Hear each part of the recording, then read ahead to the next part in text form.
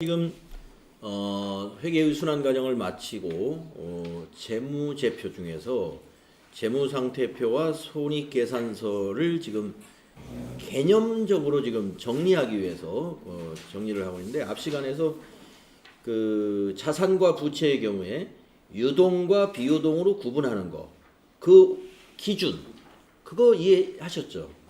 예, 일단은 자산과 부채의 개정 과목들을 분류하고 하는 것은 이제 여러분이 시간을 가지고 이제 앞으로 암기해야 될 과제고요. 이 시간에는 자산과 부채를 표시를 할 때는 유동과 비유동으로 구분해서 표시를 하는데, 유동성이 빠른 것부터 기록을 해 나간다는 거 하고, 그 다음에 유동과 비유동을 구분하는 기준은 1년이다 하는 거죠. 그러면 자산의 경우 1년의 의미는 1년 안에 현금화가 되는 거, 되지 않는 거. 그리고 부채의 경우는 1년 안에 상환을 해야 되느냐, 하지 않는 것이냐를 기준으로 한다는 거죠. 유동과 비유동의 구분이. 그런데 이제 1년이 아닌 무엇을 적용하는 업체도 있다고 그랬죠? 정상적인 영업주기. 예. 우리가 이제 정상적이라는 말은 일반적이다 하는 얘기죠. 예, 정상적인 영업주기. 어떤 특별한 경우를 그걸 기준으로 하지 말고 통상적인 영업주기를 기준으로 유동과 비유동을 구분하는 업종도 있다. 뭐 조선업이라든지 아까 말씀드린 아파트 건설업, 이런 경우는 영업주기가 길어요. 영업주기가 길기 때문에 그런 경우에 유동과 비유동의 구분은 다른 일반 기업하고 달라질 수가 있다.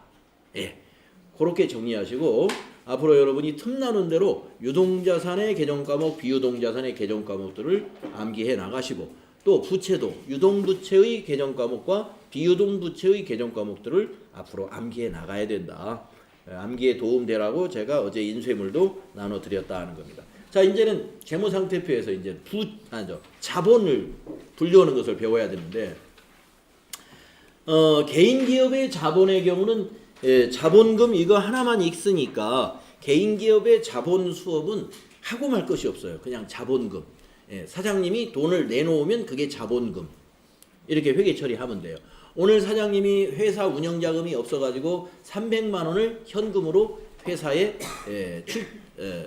입금시켰다. 그러면 차변에 현금 300만 원 자산 증가, 대변에 자본금 300만 원 자본 증가. 예. 기업주가 회사에 돈을 내놓는 건 뭐예요? 투자하는 거 아니지? 투자하는 거잖아요. 회사 운영자금 없으면 누가 돈 내놔야 돼요? 예, 사장님이 돈 내놔야죠. 그게 다 자본금이에요. 예. 그런데 주식회사, 법인은 그렇지가 않다는 겁니다. 예. 자, 그래서 여기 이 자본의 분류는 법인을 기준으로 했을 때 이와 같이 큰 덩어리가 5개가 있어요. 그래서 우리는 자본을, 아까 제가 자본과 자본금은 다른 겁니다 라고 하는 거 또 기억하시죠? 자, 법인의 자본은 자본금, 자본잉여금, 자본조정, 기타 포괄손익 누계액, 이익잉여금으로 분류한다. 네, 이 뼈대를 만들어야 됩니다. 네, 아시겠죠? 사실 시험하고 관련을 지으면요, 우리 FAT 1급 시험에서는 자본에 관한 문제는 한 문제? 네, 문제수로 보면은 한 문제? 2문제 정도? 그래서 점수의 영향은 3점 내지 한 6점밖에 영향이 없을 겁니다. 예. 그런데 우리는 이제 시험도 1차적인 목표는 시험이긴 하지만 법인 기업의 지금 회계를 배우는데 이 복잡한 자본의 분류를 이해하지 않고 넘어갈 수는 없죠. 예. 그래서 좀 이해를 하고 넘어가겠습니다. 아까 제가 97쪽이라고 쓰라는 것은 97쪽에서 실습을 할 거예요. 실습이라기보다는 이제 분계에 대한 연습을 할 건데, 미리 한번 해보겠습니다. 그러니까 여기서 여러분이 잘 이해가 됐으면 97쪽 할 때 그냥 설렁설렁 넘어가도 다 아시는 거예요. 자, 첫 번째 자본금은요. 자본금은 법정 자본금으로 한다. 법정 자본금이란 그런 무엇이냐? 일반적으로 주식의 액면 금액을 의미하는 것이다. 법정 자본금은 액면 금액을 의미하는 거예요. 그러니까 자본금은 보통주 자본금과 우선주 자본금으로 구분 표시할 수 있습니다. 그래서 법인에서 보통 주식과 우선 주식을 나누어서 발행을 한 법인이다 그러면 보통주 얼마, 우선주 얼마 이렇게 구분 표시할 수가 있어요. 보통주라 하는 것은요, 보통의 주식이기 때문에 지분과 즉 우리 그 주주총회를 하면은 자기의 의결권을 가질 수가 있죠. 주 한 주당 한 표의 의결권이 있는 거다 이런 얘기입니다. 그러한 지분 의결권을 가지고 있고, 그 다음에 어떻게 해요? 배당도 받을 수가 있죠. 주식에 대해서 배당이나 어떤 매매 차익을 우리가 얻을 수 있는 게 보통주입니다. 우선주는요, 의결권은 없어요. 우선주는 그래서 배당 이익이나 매매 차익만을 얻을 수 있는 그런 주식을 우리가 우선주라고 하는 겁니다. 근데 우리 회계에서는 뭐 보통주나 우선주나 뭐 회계 처리하는 방식이 다 똑같아요. 다만 자본금을 표시할 때 법인이 보통주와 우선주가 구분되어 있다면 구분 표시한다. 그거 알아주시면 되겠습니다. 그러면 이제 자본잉여금은 뭐냐? 자, 자본잉여금은 증자, 감자 이런 주주와의 거래에서, 자, 여러분 증자 하면은 뭘 줄임말 같아요? 자본 증식 아니야. 자본을 증가시키는 거. 그래 자본 증식 뭐 비슷한데 증자 자본 증가입니다. 자본 증가. 감자는요? 자본 감소. 자본 감소. 그러면 증자를 하려면은 자본금을 증가시킨다는 거예요. 자본금. 여기 증자는 자본 중에서도 자본금입니다. 그러면 자본금은 주식의 액면 금액이기 때문에 증자를 하려면 어떻게 해야 돼요? 주식을 발행해야 됩니다. 증자는 주식 발행하는 거예요. 그러면 감자는 자본금을 줄이는 겁니다. 자본금을. 그러면 감자는 주식을 어떻게 해야 될까요? 소각시킨다고 해요. 처분하고 거의 같은 거죠. 근데 처분하면은 우리 회사가 가지고 있는 것을 시장에 파는 것 같은 느낌이 나니까 소각. 시장에 있는 주식, 주주가 가지고 있는 주식을 사가지고 소각시켜 버리는 거예요. 만약에 전자 주식이다 그러면 삭제, 파일 삭제해 버리는 거예요. 자, 그것이 감자입니다. 그래서 증자나 감자 등, 그러니까 증자를 하려면은 상대가 주주가 있어요. 사주는 사람이 있죠. 감자를 하려고 해도 시장에서 사와야죠. 그럼 파는 사람이 있어야죠. 그 파는 사람, 사는 사람이 다 누굽니까? 주주죠. 그래서 증자나 감자는 주주와의 거래를 말하는 거예요. 기업과 주주와의 거래. 그래서 주주와의 거래에서 발생하여 자본을 증가시키는 잉여금이다. 주주와의 거래에서 돈이 남았다는 거예요. 잉여금이다. 예를 들면 주식 발행 초과금, 자기 주식 처분이익, 감자 차익, 이런 것들은 이제 우리가 외우는 게 이제 여러분들 굉장히 피곤해요. 그래서 자, 아까 자본은 자본금, 자본잉여금, 자본조정, 기타 포괄 손익 2개, 이익잉여금 5가지로 분류됩니다. 이거 외우기도 지금 벅찰 텐데, 그러면 자본잉여금에는 주식 발행 초과금, 자기 주식 처분이익, 감자 차익이 있다. 이것까지 외워야 되거든요. 그 2차 목적으로 그렇게 외우세요. 자본을 5가지로 분류하는 게 일단 머릿속에서 분류가 잘 되면은 그 다음에 자본잉여금에는 무슨 계정 과목이 있지? 주식 발행 초과금, 자기 주식 처분이, 감자 차익 등이 있다. 근데 이거 외우기 쉬운 게 익자가 자꾸 들어가네요. 아까 뭐라고 그랬습니다. 자본잉여금은 주주와의 거래에서 자본을 증가시킨 잉여금이라고 그랬잖아요. 잉여금이 이익하고 굉장히 비슷한 말이잖아요. 그래서 감자 차익, 자기 주식 처분 이익, 초과금, 초과금 이익하고 비슷하지 않나요? 그래서 주식 발행 초과금이 나오는 분계를 한번 해보겠습니다. 주식 발행 초과금이 나오는 분계를 한번 해보도록 하겠습니다. 그냥 이런 것이 있으니까 외우세요라고 하려다가 뭐 어차피 뒤에서 우리가 알아야 되니까 여러분 시간이 충분해요. FAT 1급 제가 야간반에 돌릴 때는요 100시간으로 돌려요. 100시간. 여러분은 160시간이잖아요. 천천히 설명을 해도 됩니다. 160시간. 자, 그래서 이거 한번 예를 들어보겠습니다.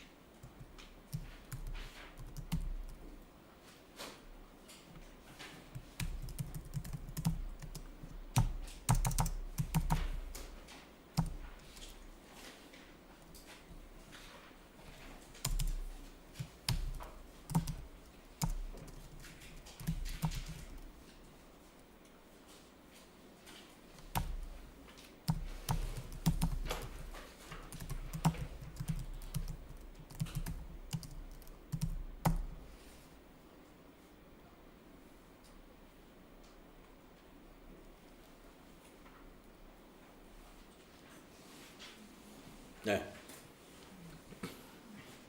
아주 간단하게 예를 들었습니다. 원래 주식을 발행하면 비용도 들어가는 거거든요. 주식 발행하면 그 주식 발행비가 들어가요. 근데 그런 거 싹 빼고 자 아주 이해하기 쉽게 자 이천전기라는 주식회사가 있는데 유상증자를 실시하기로 하고 자 증자에는 말이죠. 아까 증자라는 말은 자본금을 증가시키는 거라고 그랬죠. 근데 증자에는 두 가지가 있어요. 유상증자. 무슨 말 같아요? 유상증자? 증자는 돈을 받고 발행하는 게 유상증자. 무상증자도 있어요. 들어보셨습니까? 그러면 돈을 안 받고 발행하는 겁니다. 누구한테 줄까요? 기존의 주주에게. 기존 주주에게 그냥 주식을 그냥 줘요. 그냥 줍니다. 그걸 주식 배당이라고도 해요. 주식 배당, 무상증자. 자, 유상증자 하기로 했습니다. 유상증자 하기로 하고 보통주 1000주를 주당 8,000원에 현금 발행했다. 현금 발행했다는 것은 현금으로 받았다. 이렇게 이해하면 돼요. 현금으로 받았다. 네. 자, 그러면은 차변에 와야 될 걸 한번 생각해 볼까요? 차변에 무슨 개념 과목이 와야 될 것 같아요? 예, 잘하십니다. 현금. 예, 800만 원이에요. 예. 왜 800만 원인지 아시겠죠? 예. 1000주를 한 주당 8,000원에 팔았잖아요. 그러니까 현금이 800만 원 들어왔죠. 예. 자, 그러면 대변에 잘하시네. 자본금이 얼마일까요? 예. 자본금이 500만 원입니다. 왜 500만 원이냐? 우리가 아까 자본금이라는 것은 여기서 배웠죠? 예. 자본금은요. 주식의 액면 금액으로 계산합니다. 항상. 예. 액면 금액으로. 잊지 마세요. 자, 그러면 300만 원을 어떻게 기록하느냐? 그렇습니다. 예. 이렇게 회계 처리해야 돼요.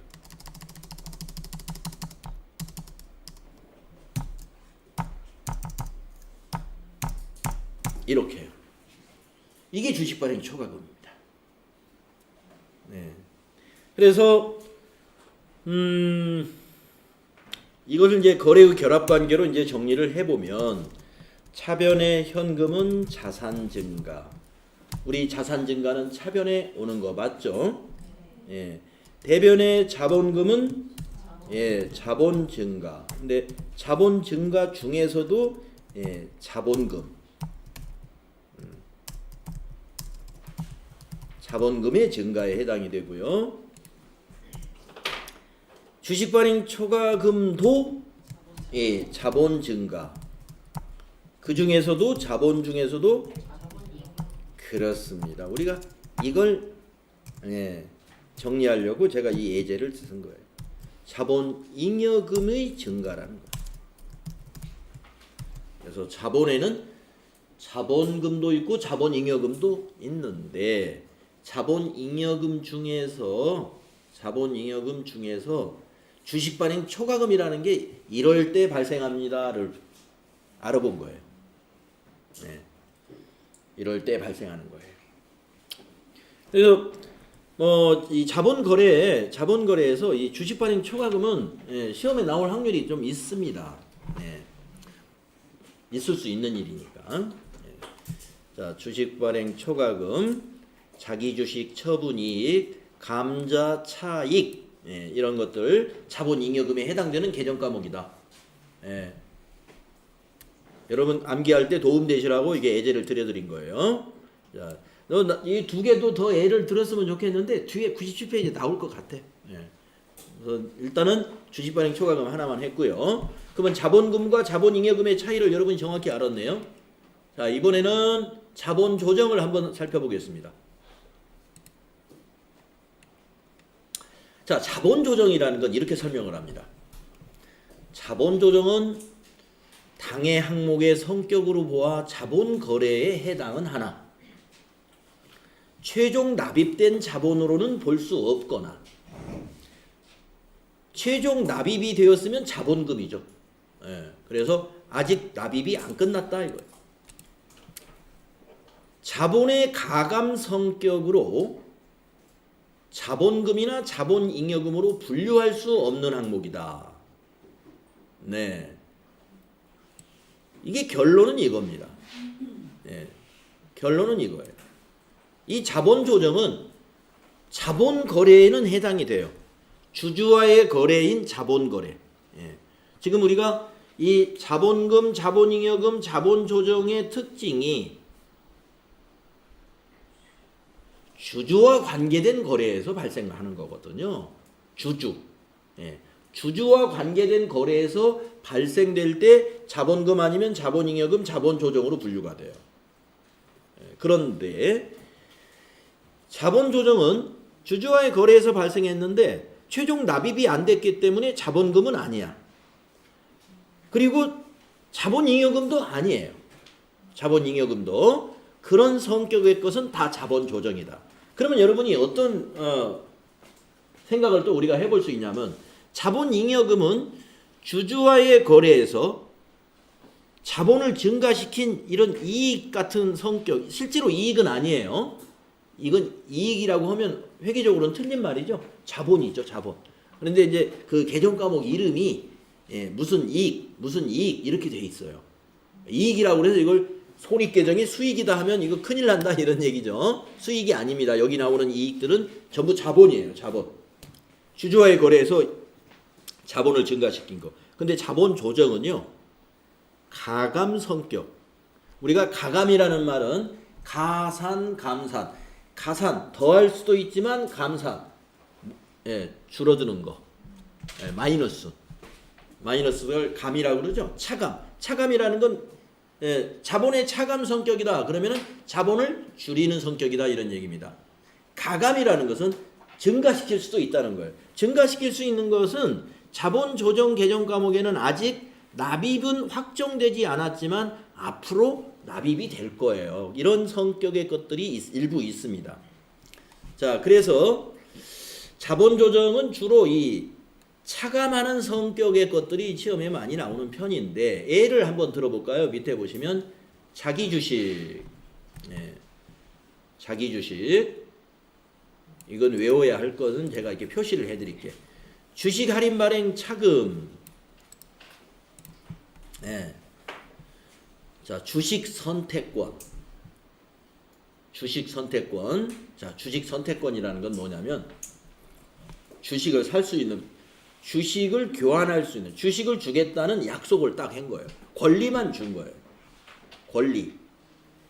근데 주식을 사겠다는 권리를 가진 사람이 주식을 사야 그 사람이 우리 회사 주주가 되는 거죠.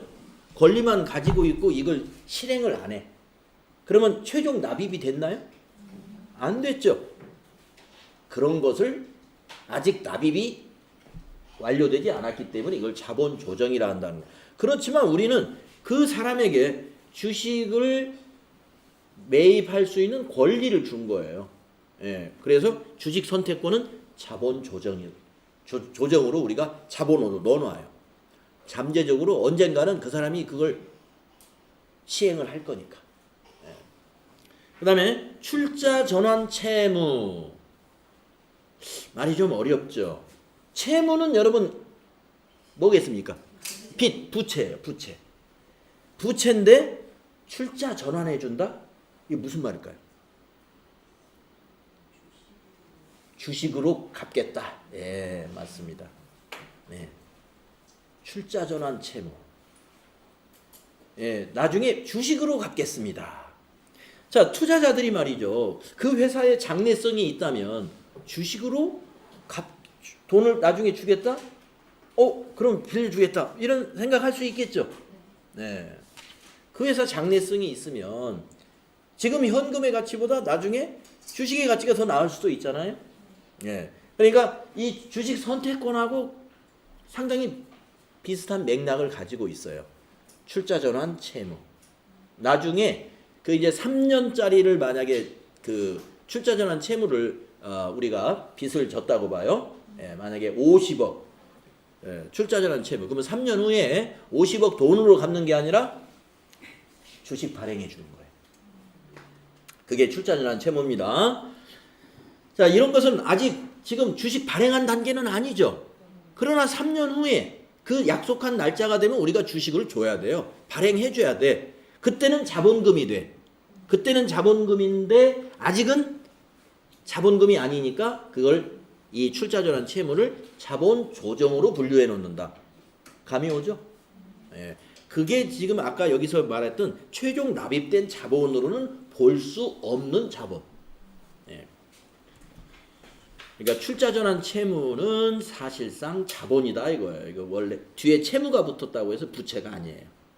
예. 자본에 해당이 됩니다. 자, 근데 주식 선택권이나 출자 전환 채무 시험에 거의 안 나와요. 예. 거의 안 나와. 근데 알고는 있으세요. 자, 감자 차손. 아까 감자 차익이 어디에 있었어요? 네, 자본 잉여금에 있었죠. 그 반대는 자본 조정이에요. 감자 차손. 감자를 하다가 손실을 봤다 이거예요. 네, 주주와의 거래에서 회사가 손실 보면 감자 차손. 감자 차익은 감자하면서 이익을 봤다. 네, 감자 차익. 그러면 여기 있는 주식 할인 발행 차금은 위의 자본 잉여금의 무엇과 비교되는 개정 과목일 것 같아요? 예, 이름이 좀 다르긴 해도 예, 그것하고 비교가 되는 개정 과목입니다. 주식 발행 초과금의 반대가 주식 할인 발행 차금.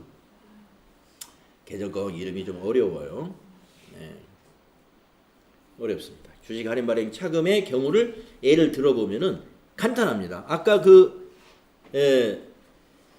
자, 그래서 끝까지 읽어보면은 감자 차손 및 여기 밑에 또 있네요. 자기 주식 처분 손실. 네, 이것도 뭐 자연스럽게 외워지겠죠. 여기 자기 주식 처분 이익이 있으면 자기 주식 처분 손실이 있지 않겠습니까? 자기 주식 처분 이익은 자본 잉여금이고 자기 주식 처분 손실은 자본 조정에 해당이 된다. 그래서 제가 여러분 자본 조정에는 뭐가 많다?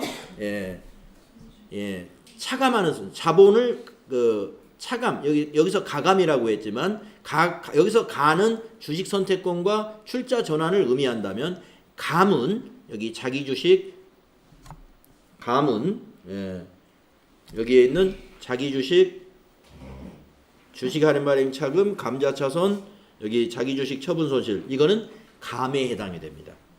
자본금을 아니요, 자본을 감소시키는, 차감시키는 성격일 거예요. 자본 조정이 좀 어렵죠. 개정 과목도 많고. 자, 그러면 자본 조정과 관련된 주식 할인 발행 차금이 나오게끔 문제를 하나 내보면요. 이거를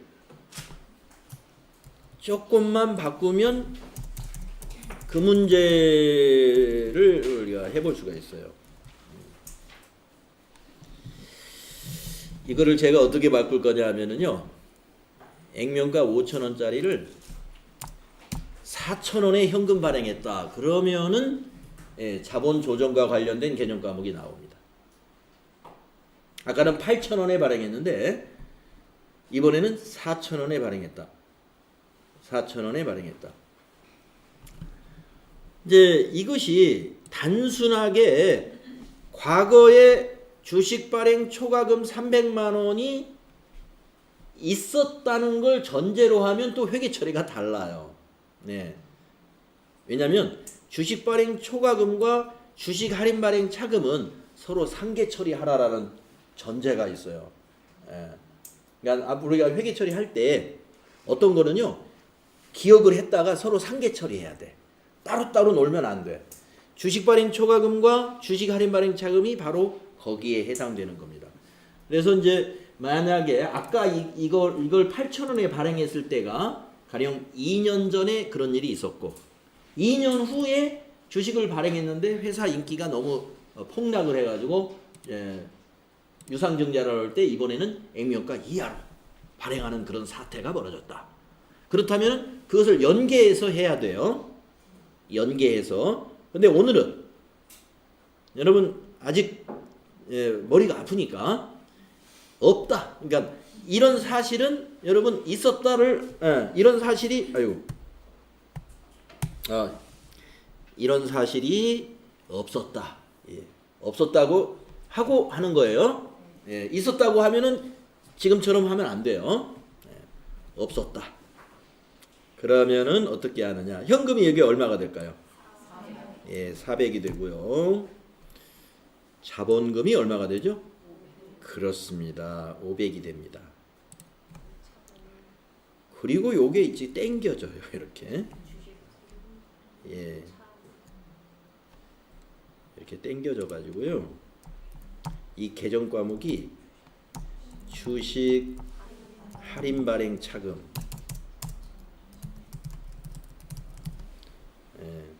저는 복사해 가지고 이렇게 그냥 지우고 하면 되는데 여러분 쓰려고 하면 되게 바쁘겠다 이거. 이거 안 쓰시고 그냥 이해하셔도 좋아요. 그리고 이거는 자본의 증가가 아니라 자본의 감소이고 자본 잉여금이 아니라 자본 조정의 감소죠. 자본 조정의 감소. 왜 이걸 감소라고 하느냐? 여러분 자본은 대변에서 증가하죠. 차변에서 감소하는 겁니다. 따라서 지금 주식 할인 발행 차금은 자본에 해당되는 개념 과목이죠. 자본을 차변에 기록하면 자본을 뭐라고 해요? 감소했다. 이렇게 정리해야 되죠? 이게 자본 감소예요. 아니 300이 아니라 100만 원. 100만 원입니다. 이때 주식 할인 발행 차금이라는 게 나타나는 거예요. 주식을 액면가 이하로 발행할 때. 주식을 액면가 이하로 발행할 때. 그러면 한번 이렇게 해놓고 아까 제가 서로 상계 처리해야 된다는 원칙이 있을 때 2년 전에 주식 발행 초과금이 얼마 있었어요? 300 있었죠? 그때 300이 있었으면 여기 차변에 기록되는 것은 이렇게 기록 안 하고요.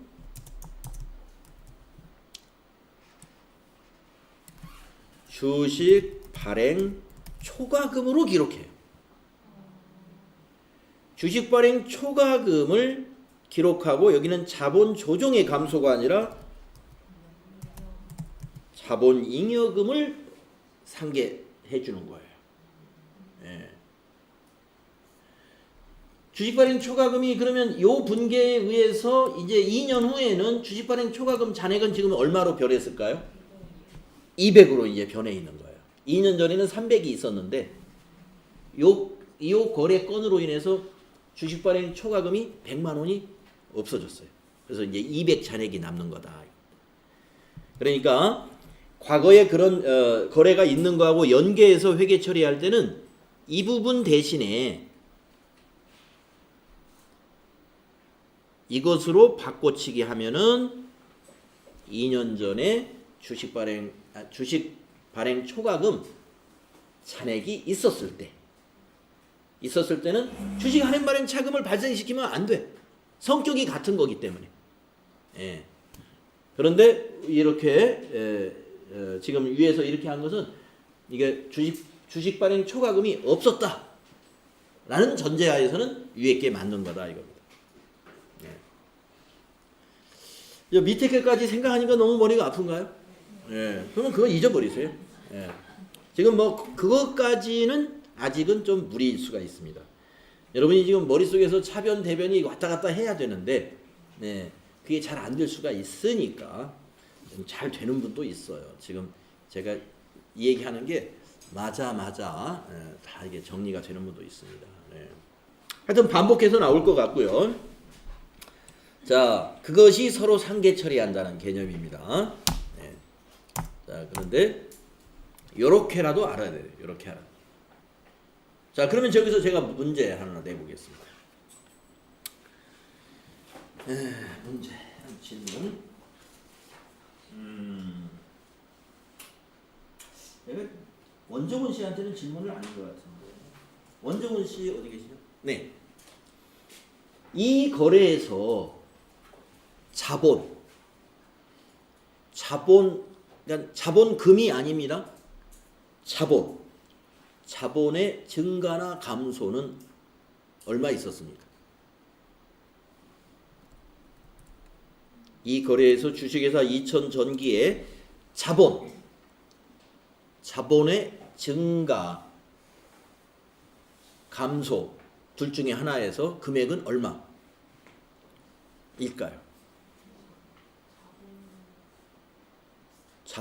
자본 총액을 물어본 거예요. 자본 총액에 제가 질문이 좀 자본 총액에 어떤 변화가 있었습니까? 자본 총액이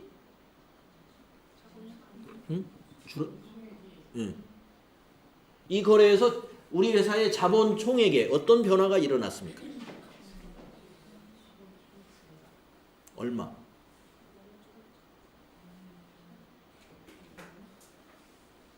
(100만 원만) 증가했어요? 자본이 줄었어요? 400 늘었죠. 400. 왜 400 늘었는지 아시겠어요? 네. 자, 여기 대변에서 자본이 얼마 늘었어요? 500 늘었죠? 예. 500 늘었고, 차변에서 자본이 얼마 감소했어요? 100만 원 감소했죠? 두 개 플러스 마이너스 해보세요. 자본 총액이 400 증가했다. 맞죠? 예. 그런 판단을 할 줄 알아야 된다. 이 거래로 인해서 2000 전기의 자본 총액에는 어떤 영향이 있습니까? 하면은 자본 총액 400만 원 증가했다. 왜 400이 증가했죠? 자본금 500 증가했고 자본 조정 100만 원 감소했기 때문에 자본 총액은 400 증가. 재무상태표에 실제로 400만 원 증가하게끔 나타나요. 이 회계 처리를 하게 되면. 자, 그러면 이경숙 씨 어디 계십니까? 네. 이 거래에서요. 자산은 어떤 변화가 있습니까? 자산. 네. 변화가 없습니까? 보이는데 자산. 자산 400 증가했죠? 예. 2000전기에 자산은 400만 원 증가하게 나옵니다. 네. 자, 자본 400만 원 증가했고 자산 400만 원 증가했네요. 결과적으로 그러니까 딱 맞잖아요. 자산이 400만 원 증가된 원인이 자본 400이 증가했구나. 예. 딱 맞죠? 예. 만약에 여기에서 당기순이익에 어떤 영향이 있습니까? 배영경씨? 배영경씨 어디 계십니까? 당기순이익에는 어떤 영향이 있나요? 예, 변화가 없습니다. 그게 맞는 답이에요. 예. 왜? 이건 교환거래니까. 당기순이익에 변화가 있는 거래는요, 손익거래이거나 혼합거래에서만 당기순이익에 영향을 줄 수가 있지, 이렇게 자산과 자본 또는 부채만의 변동이 생기는 교환거래에서는 순이익에, 영업성과에는 아무런 영향을 주지 않습니다. 네, 이 거래는 손익계산서, 즉 영업성과에는 영향을 주지 않는 거래. 네, 그렇게 우리가 이 회계를 단순히 분계만 막 차변대변 개정과목 외워가지고 하는 것이 아니라 이렇게 끝을 내다보면서 해야 더 재미있고 제대로 공부를 하는 거예요. 그리고 앞으로 시험 방향도 자꾸 그걸 물어봅니다. 여러분이 나중에 이제 뒤에 기출문제 같은 거 풀어보면 이론이 만만치 않은 게 뭐냐면, 분계 자체를 할 줄 알아야 되는 것도 있지만 이거를 누락시켰습니다. 이 회사의 당기순이익에는 어떤 영향을 줄까요? 이렇게 물어본단 말이에요. 예. 그러면 만약에 이 거래라 하면 당기순이익은 하나도 변동이 안 일어났어. 변동 없음. 이게 답이에요. 네, 그렇게 한번 우리 공부해 봅시다. 자, 이제 자본 조정까지 이해를 했습니다. 자본 조정까지. 자, 자본 조정에는 개정 과목들이 자기 주식, 주식 할인 발행 차금, 감자차손, 자기 주식 처분 손실, 이런 것은 좀 외워두시고요. 주식 선택권과 출자 전환 채무라 하는 것은 자본 조정의 그 아직 잠재적인, 앞으로 이것의 자본금으로 장기적으로 보면 이게 자본금으로 바뀔 거예요. 그 전까지는 일단 자본 조정에다가 유보시켜 놓는 그런 것이 이제 두 가지가 있는데, 주식 선택권이나 출자 전환 채무는 자본에서 문제로는 잘 안 나오는 편이다. 다음에 기타 포괄손익 누계액. 예. 좀 말도 어렵습니다. 그렇죠? 예. 자, 뭐 기타라는 말은 우리가 흔히 많이 쓰는 얘기고, 네. 그러니까 기타 자본금이다 이런 거예요. 예. 자본금이 아니라 기타 자본, 자본 같지 않은 자본, 이런 거라고 볼까요? 네. 포괄적으로는 손익에 해당이 되는데, 나중에는 이게 손익으로 반영이 돼요. 그런데 아직은 미실현됐기 때문에 이거를 자본으로 유보시켜 놓는 겁니다. 자, 기타 포괄 손익 누계액. 아무튼 이거 이 분류를 말이죠. 여러분이 좀 잘 좀 외워둬야 되는데 이 말이 너무 길어요. 자, 어떤 것이냐? 내용을 볼까요? 기타 포괄 손익 누계액은 당기 순이익에 포함되지 않는 평가 손익 누계액이다. 네, 앞으로 평가 작업을 많이 할 겁니다. 평가는 결산일에 하게 돼요. 결산일에 하게 되는데, 평가를 하다 보면 손실도 나기도 하고 이익도 납니다. 그런데 모든 것을 평가할 때 전부 다 그러면 기타 포괄 손익 누계액으로 하느냐? 아닙니다. 어떤 것은 당기 순이익에 포함을 시켜요. 그런데 여기에 오는 것은 거기에 포함되지 않는 평가 손익. 그게 뭐가 있느냐? 이것만 알면 되겠죠. 예. 자, 평가를 해가지고 손실이 나면 비용이요, 이익이 나면 수익일 텐데 그게 손익계산서로 가지 않고 당기순이익에 포함시키지 않는다는 말은 손익계산서에 가지 않고 어디로 온다? 자본으로 오는 것. 그것이 일부 있다 이겁니다. 예를 들어 보고기간 종료일 현재, 보고기간 종료일 현재 이 말도 결산일 현재 이 말과 같은 거예요. 이게 말을 어떤 때는 결산일이라고 하기도 하고 어떤 때는 어느 부분에서는 보고기간 종료일 이런 표현을 하는데 보고기간 종료일이 바로 결산일입니다. 12월 31일. 그래서 12월 31일 현재 예를 들어서 매도가능증권의 평가손익. 매도가능증권 아직 안 배웠어요. 우리 자산에서 배울 거예요. 예. 증권은 여러분 아시죠? 주식이나 채권을 우리가 유가증권 또는 그냥 증권이라고도 합니다. 예. 주식이나 채권. 뭐 채권에는 뭐 여러분들 뭐 자동차 같은 걸 사면은 공채, 공공기관에서 발행하는 이런 그 채권이 있죠. 또 국가가 발행하는 국채도 있고 또 회사가 발행하는 사채도 있고 그런 것들이 채권입니다.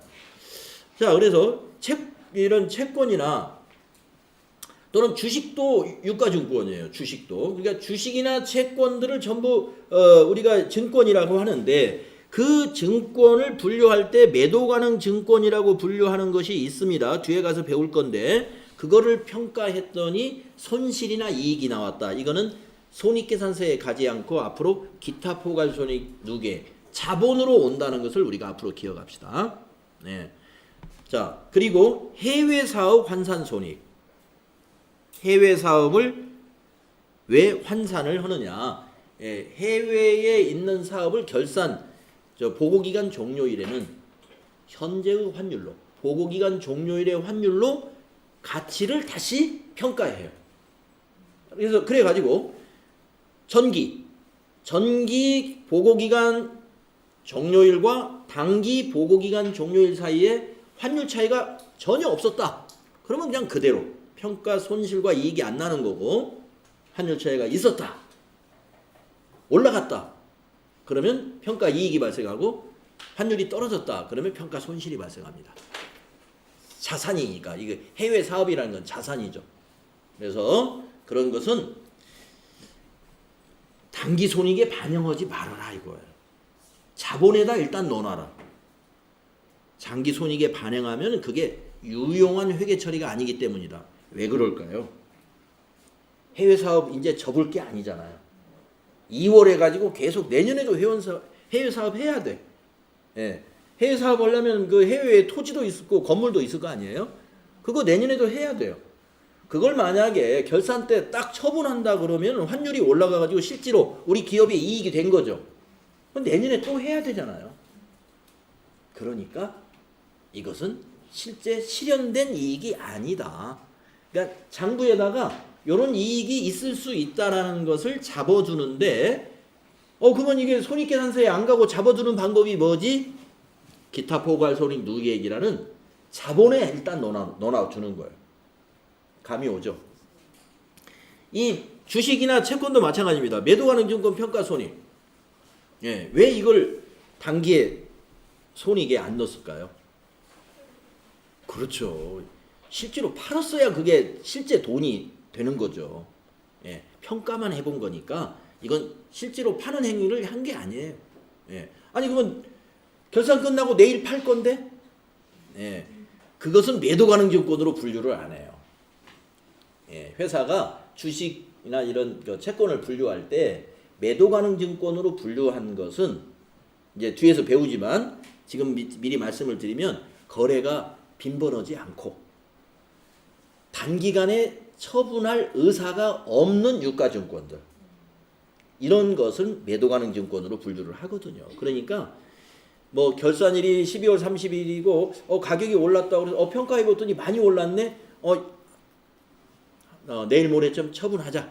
이렇게 갈 성격의 유가증권이 아닌 거예요. 장기전으로 가는 거예요. 이거는. 그러기 때문에 이거는 금방 현금화로 실현이 안 돼. 이익이. 그래서 이걸 자본에 넣어주는 거예요. 이유를 아시겠죠? 자, 그 다음에 현금 흐름 위험 회피 파생상품 평가손익. 너무 긴가요? 예, 우리가 현금으로 결제하면 좀 위험하니까 결제 방법을 선물 거래라든가 여러 가지 무역 거래라든가 이런 그 상업적인 거래에서요 파생 상품들이 나옵니다. 여러분 파생 상품이라는 것은 어떤 기본적인 거래에서 우리가 거래를 한다는 것은 뭐 계약금 주고 나중에 양도하면 현금 받고 또 시장 가격이라는 건 지금의 공정가치 시장에서 거래되는 가격으로 대부분 거래를 하죠. 그런데 그렇게 현금으로 거래를 하다 보면은 그때그때 시가의 변동이라든가 이런 것들이 너무 위험하기 때문에 계획적인 어떤 경영이라든가 이런 것을 못할 수가 있어요. 목표 달성을. 그러니까 이제 여러 가지 파생 상품들이 나옵니다. 그래서 그러한 파생 상품을 평가를 했더니 이 상품의 의사결정을 잘했다. 그러면 이익이 나오는 거고 오히려 가격이 떨어져 버렸네. 그러면 또 그 매입자냐 판매자이냐 매입자이냐 매출자이냐에 따라서 달라질 수는 있습니다. 그래서 그런 부분이 있어요. 거기에 따른 손익 이것도 기타 포괄 손익 누계액으로 한다. 이것도 왜냐하면 실제 실행된 게 아니기 때문에 그렇습니다. 그 다음에 재평가 잉여금. 네, 재평가 잉여금. 이건 아마 뒤에서 나올런지 모르겠어요. 이게 세무에서는 나오는데 이 재평가는 뭘 재평가하냐면요. 회사의 유형 자산을 재평가합니다. 유형 자산을. 그러니까 건물 같은 거. 건물 같은 거에 뭐 큰 훼손이 있었다든가 토지 같은 거. 이런 거에 훼손만이 아니라 또 가격이 막 올랐을 수도 있죠. 가격이 올랐을 때.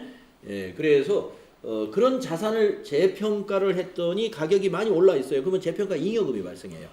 이런 것들이 기타 포괄 손익 누계액이에요. 그러면 이 평가해서 이익이 났는데 나중에 그 토지를 처분을 하게 되면 그게 이제 당기 순이익에 반영이 되지만 평가했을 때의 잉여금은 우리가 기타 포괄 손익 누계액으로 유보시켜 놓는다. 네. 자, 기타 포괄 손익 누계액 어때요? 좀 재미없죠? 재미없습니다. 그런데 요거는 앞으로 많이 나올 거예요. 그래서 기타 포괄 손익 누계액에서 시험에 나오는 것은 매도 가능증권 평가 손익 요거 하나만 나옵니다. 그리고 매도 가능증권도 우리가 일반 법인에서는요 매도 가능증권을 보유하고 있는 법인이 그렇게 없어요.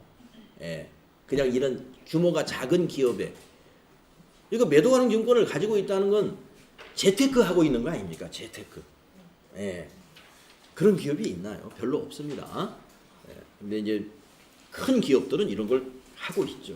왜냐면 돈이 여유자금 많거든요.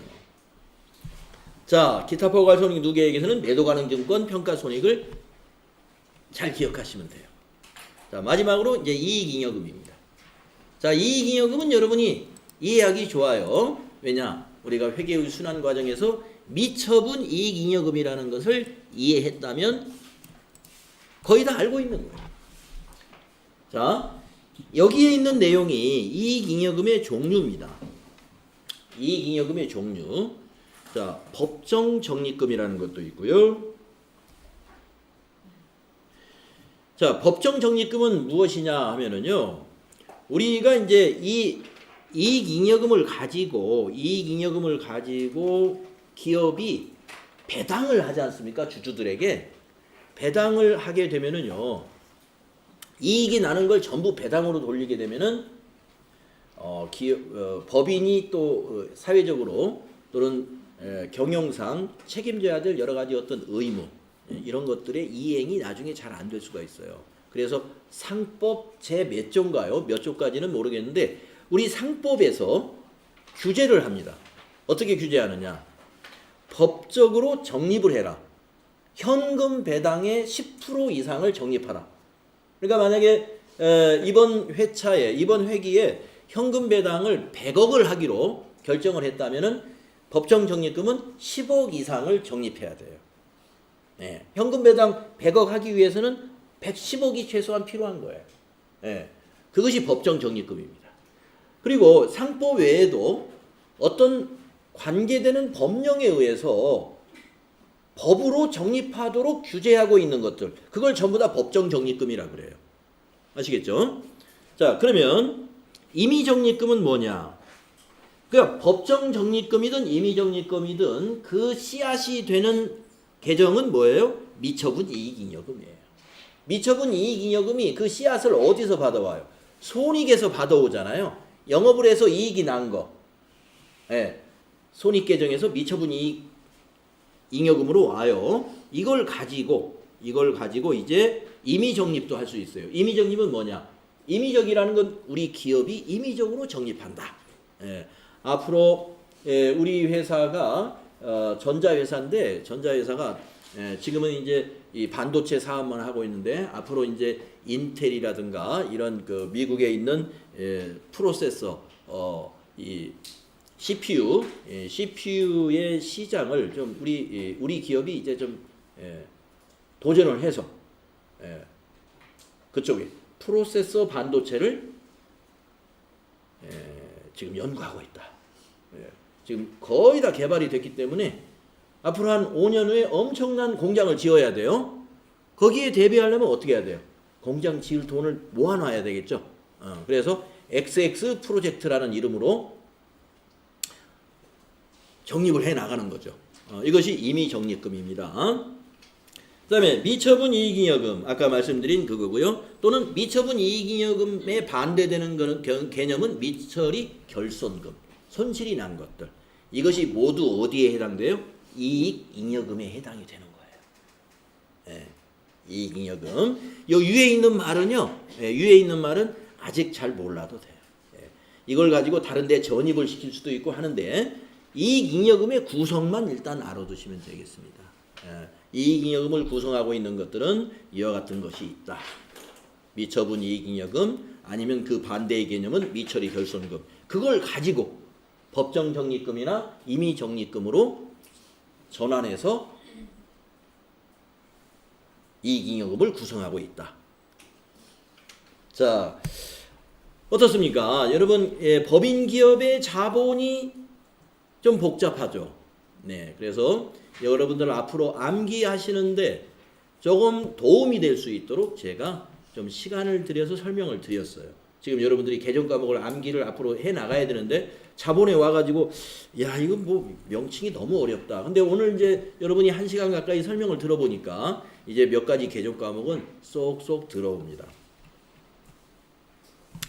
자, 4번 자산과 부채의 총액 표시를 알아볼까요? 네, 자산과 부채의 총액 표시라는 것은요, 아까도 말씀드렸어요. 외상매출금과 외상매입금을 서로 퉁쳐서 표시하는 것은 원칙이 아니다. 예, 그 얘기입니다. 총액으로 표시해라.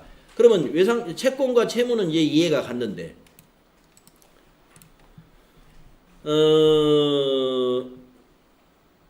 이 부분이 무슨 말이냐? 매출 채권에 대한 대손 충당금 등은 해당 자산이나 부채에서 직접 가감하여 표시할 수 있으며 이는 상계에 해당하지 않는다. 이제 앞으로 이제 매출 채권 하면은 이제 외상 매출금 받으러 이 개정 과목을 배울 거예요. 예. 그러면 이 매출 채권에 대해서 말이죠. 매출 채권, 외상 매출금 하나를 예를 들면 외상 매출금에서 차감하는 계정이 있습니다. 그게 뭐냐면 대손 충당금이에요. 대손 충당금. 네. 외상 매출금 오래된 거 이거는 뭔가 이유가 있는 거거든요. 거래처에서 약속을 지금 안 지키고 있는 거예요. 외상으로 상품을 사갔단 말이에요. 그럼 보통 우리가 외상이라 그러면 뭐 다음 달에 주겠습니다. 이 정도가 외상이죠. 예. 근데 지금 외상 다음 달에 주겠다고 외상해 간 지가 지금 6개월이 됐어요. 그럼 위험한 거예요. 예. 그 회사가 뭐 지금 갚을 생각이 없대든가 아니면 지금 그 회사 사정이 나빠가지고 언젠간 도산을 할 수도 있는 거죠. 예, 이런 것들을 우리가 대손 충당금으로 설정하게 되는데 이때 외상 매출금과 대손 충당금을 각각 표시하는 방법이 있고 직접 가감해서 차감해가지고 상계에서 잔액만 표시하는 방법도 있다 하는 그런 얘기인데요. 우리는 차감 계정을 따로 표시합니다. 따로 표시합니다. 자, 그래서 자산과 부채는 원칙적으로 총액 표시가 원칙이다. 네, 이렇게 그냥 알고 가시면 됩니다. 그럼 다음 페이지에 있는 이 표는 뭐냐? 네, 여러분이 제가 나눠드린 표, 네, 여러분 또 앞에 알고 갑시다 해서 이거를 외워나가시면 됩니다 하는 그 암기하는 그거예요. 네, 이걸 뭐 다시 읽어드릴 필요는 없습니다. 네, 자산은 유동자산과 비유동자산으로 분류해가지고 또 이렇게 분류해서 여기 있는 개정 과목들을 여러분이 외워나가자 하는 겁니다. 네, 또 부채도 부채도 유동부채와 비유동부채로 분류해서 이러한 개정 과목들을 외워나가자 하는 겁니다. 그런데 외상매입금 지급어음 그냥 이렇게 개정 과목 이름만 이렇게 외우려면 너무나 이해가 안 가서 어려울 수 있으니까 어제 인쇄해서 드린 그 오른쪽에 있는 내용, 설명을 쭉쭉 보면서 외우시면 좋다. 자, 자본도 자본금, 자본잉여금, 자본조정, 기타 포괄손익노계획, 이익잉여금 이렇게 5개로 분류해서 여기 있는 개정 과목들을 외우는 거다. 이제 손익계산서를 보겠습니다. 자, 손익계산서는 이미 다 여러분 알고 있어요. 알고 있는 것입니다. 그걸 한번 읽어보겠습니다. 손익계산서는 일정 기간 동안 기업의 경영 성과에 대한 정보를 제공하는 재무제표이다. 손익계산서는 당해 회계기간 경영 성과를 나타낼 뿐만 아니라 기업의 미래 현금 흐름과 수익 창출 능력 등을 예측하는 유용한 정보로 제공이 된다 이겁니다. 왜 그랬을까요? 우리가 손익계산서에 보면은요, 영업이익도 표시되어 있고 당기순이익도 표시가 되어 있습니다. 영업이익이 점점 증가 추세에 있다는 것은 이 회사의 그 아이템이, 우리 회사의 아이템이 아주 좋다. 영업 성과가 굉장히 좋아진다는 겁니다. 그러면 미래에도 계속 특별한 무슨 어떤 환경의 변화가 아주 크게 없는 한 미래의 현금 흐름은 아주 좋은 것이다. 즉 수익 창출 능력이 뛰어난 업종이다. 이렇게 볼 수가 있는 것이죠. 그래서 바로 이게 변화를 볼 수 있는 것이 손익계산서이기 때문에 우리가 그 경영 성과를 가지고 미래의 수익 창출 능력, 또 현금의 흐름 이런 것을 예측이 가능하다는 것입니다. 자, 그러면서 손익계산서의 기본 구조를 보겠습니다. 손익계산서는 다음과 같이 구분하여 표시한다. 다만 제조업, 판매업 및 건설업 외의 업종에 속하는 기업은 매출 총손익의 구분 표시를 생략할 수 없다. 왜냐? 매출이라는 게 없는 기업도 있습니다. 그렇기 때문에 매출이 없는 게 아니라 매출이 없는 회사는 없죠. 매출 원가라는 개념이 없는 기업이 있어요. 그래서 보통 제조업이나 판매업이나 건설업은 이런 구조를 갖지만 그 외의 기업은 매출 총손익의 구분은 생략할 수도 있다. 그러니까 뭐 이거는 예외적인 거니까 우리는 이걸 외워야 된다 이겁니다. 우리가 이제 손익계산서 우리가 앞에서 여러분 그 예제로 해본 것은 이렇게 T계정을 그려가지고 여기다가 손익계산서 해가지고 차변의 비용을 기록하고 대변의 수익을 기록했죠. 이렇게 간단하게 정리를 할 수도 있지만 우리는 이걸 외워야 된다 이겁니다. 아시겠죠? 자, 그래서 이 순서를 외우는데 왜 이 순서가 의미가 있느냐 하면요, 매출액, 우리가 제품이나 상품을 팔아서 얻어들인 수익입니다. 그러니까 제가 매출액은 한번 빨강색으로 표시해 볼까요? 요거 매출액, 수익, 영업의 수익, 요 수익, 이게 두 가지가 수익이네요. 그러니까 만약에 T계정으로 그린다면은 여기 수익에 오는 것은 여기 매출액과 매출액하고 여기 영업의 수익 너무 기네요. 영업의 수익. 이것이 손익계정 대변에 가는 거예요. 그리고 나머지는 한번 파란색으로 비용 쪽에 해당되는 것을 제가 파란색으로 한번 표시해 볼게요. 매출, 원가, 비용, 판매비와 관리비 비용, 영업의 비용, 법인세 비용. 비용이 4개 항목이네요. 이것이 손익계정의 차변에 오는 것입니다. 그래서 만약에 T 계정으로 적는다면은 아까 이 빨강색 표시한 건 손익계정 대변에 전부 적고 이 파란색 표시한 건 손익계정 차변에 적어서 두 개의 합계의 차이가 뭐가 나오냐? 예, 당기순이익이 나오는 거예요.